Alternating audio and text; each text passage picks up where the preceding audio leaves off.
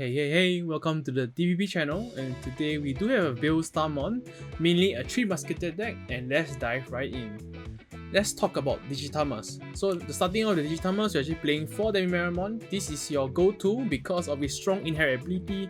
It does allow you to draw one when your Digimon does die, and you're able to trash one card from your hand. So for a 3 Musketeer deck, the main objective is to fill up your drop zone, and that's what this card does for you. Moving on to the rookies, we're actually playing a total of 12 rookies. First one will be Imon. This Imon has a very strong ability, which I had mentioned earlier. You do want to trash your cards to your drop zone as soon as possible so that your Bill Starmon will become very strong in the mid game, changing tempo very easily. So this one is definitely a 4 for me because you can trash the top 3 card of your deck while trading your bodies for the security. The next Imon here basically has a very strong on-place ability whereby you actually can discard one card from your hand. Again, discarding from your hand, you're actually able to pick up a 7 Demon Lord or 3 Musketeer from your drop zone to your hand. And as this deck is actually mainly focused on 3 Musketeer, this card is super solid, especially when paired up with Bill Starmon. Now next, this is actually a tech card, I would say. I've seen some Japanese lists actually playing this, and it's actually a Soundbird Mon. Now this card doesn't really see play before, but it can see play now just because of the discarding of the option card in your hand.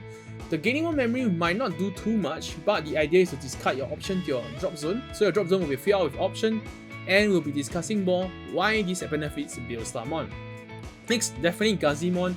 Because this deck does run Zod, you are able to actually revive the Gazimon from your drop zone and then stopping those memory gain.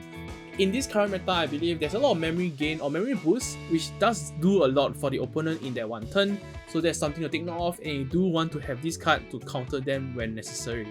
Moving to the level 4s, we're actually playing Valmon. It's a very solid 6k blocker, and in this meta, as I mentioned in my previous videos, 6k blockers are actually very underestimated right now because of its 6k power. Now it does sound weird, but because a lot of Digimons now does kill off 5k very easily, and 6k is just a sweet spot of number.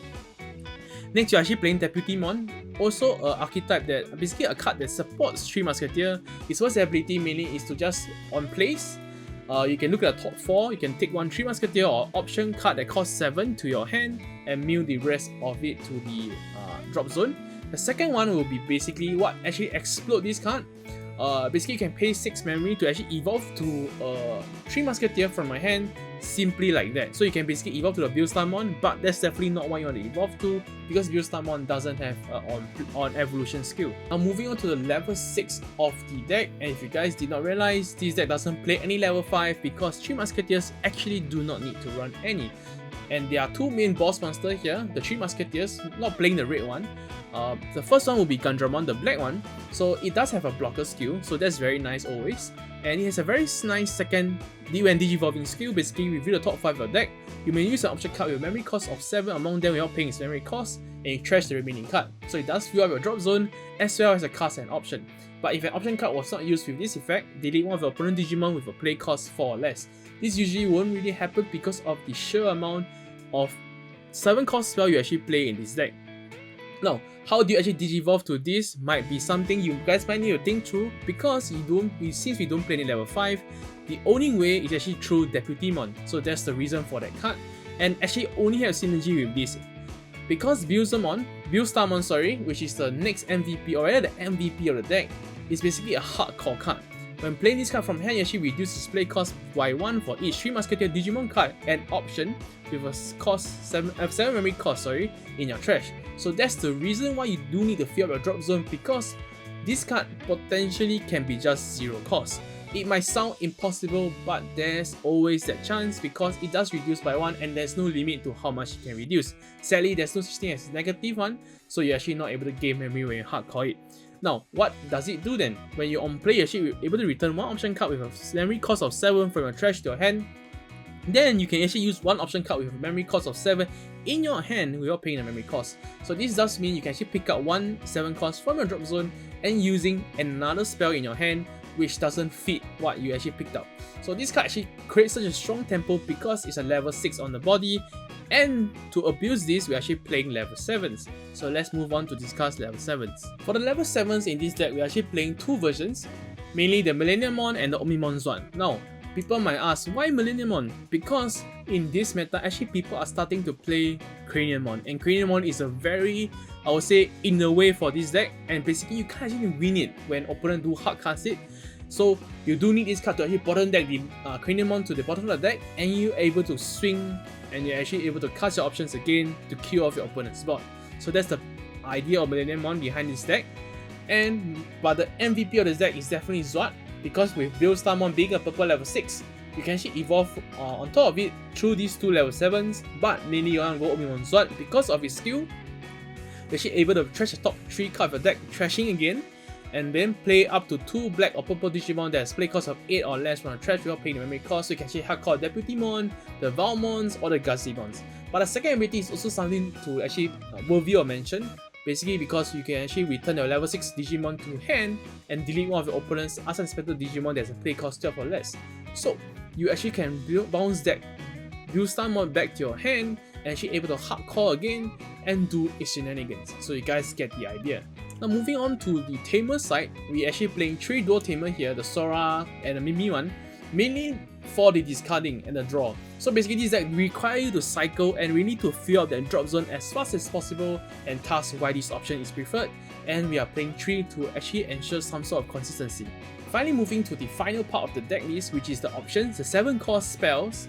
So firstly, starting off with this new option that's introduced in BTO 6, is technically a better Trump Sword and can be casted on a level 6 or lower suspended Digimon. So it doesn't really require you to be unsuspended like a Trump Sword here. So, and it can be casted even though it's a purple option, you can actually have a black Digimon to cast this, due to the effect of having the 3 Musketeer one. So basically when you have a 3 Musketeer on the field, you can actually ignore the condition to cast this. So basically pretty good stuff. But of course you definitely want to play the Trump Sword because you do want to play more spells, and this Trump Sword is technically like a Gaia 4, it's just a slightly weaker version, but it's always good to have, and definitely because of the 7 cost spell. And the next one will be this, which I try not to pronounce because I'll most likely butcher it, but it does delete all Digimon with a play cost 7 or lower, so it's definitely a board nuke. And it actually nukes your board as well, so do take note of that. So do not cast it when you do have a lot of rookies or even your champions on the field. But with Buzemon, you can actually hard cast this, hardcore your Buzemon and then hard cast this, and you nuke the board having the Buzemon left on the field. So that's very nice. The next one will be the red spell. This one actually just deletes your opponent's lowest DP. So if your opponent only have 1 Omimon on the field, this also counts as a destruction for it.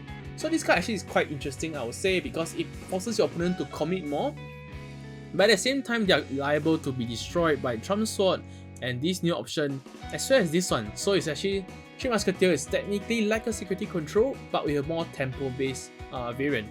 The next one will be Nailbone, and Nailbone does allow you to actually play the purple Digimon, which is the Valmon in this case because it's level 4, and the purple one, level 3, can actually play the Immon or the Gazimon or the Soundbirdmon. But mainly you want to call the Soundbirdmon, or sorry, the Gazimon, because you can stop the opponent from having any memory gain.